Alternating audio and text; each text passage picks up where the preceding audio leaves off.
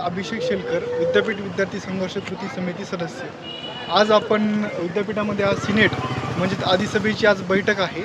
त्या बैठकीने जे काही वर्षापूर्वी जी सील लावली होती की डबल पीजीच्या विद्यार्थ्यांना हॉस्टेल न देण्यात यावे आणि या अगोदर आपण खूपदा निवेदन दिले, उपोषण केले. त्यानंतर आपल्याला असं सांगण्यात आलं की फर्स्ट पीजीच्या सर्व विद्यार्थ्यांना हॉस्टेल अलॉटमेंट केल्यानंतर आपण डबल पीजीच्या विद्यार्थ्यांना हॉस्टेल देण्यात येणार आहे.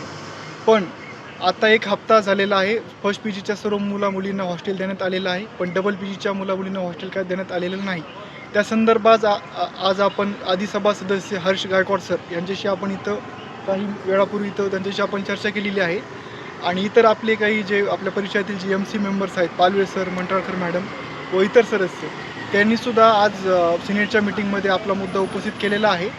तर त्यासोबतच त्यांनी आम्हाला असे आश्वासन दिलेलं आहे की सिनेटमध्ये जर तो मुद्दा चर्चेला जाईलच, पण तरीसुद्धा ह्या मुद्द्यावर जर काही निर्णय नाही निघाला तर आपण विशेषतः सर्व विद्यार्थी व सिनेट सदस्य एकदा कुलगुरूंना या संदर्भात भेटणार आहोत आणि येणाऱ्या 1-2 दिवसाच्या आतमध्येच डबल पीजीच्या सर्व विद्यार्थी व विद्यार्थिनींना हॉस्टेल देण्यात येईल. या संदर्भात निर्णय कसा होईल या संदर्भात आपण सर्वजण प्रयत्न करणार आहोत.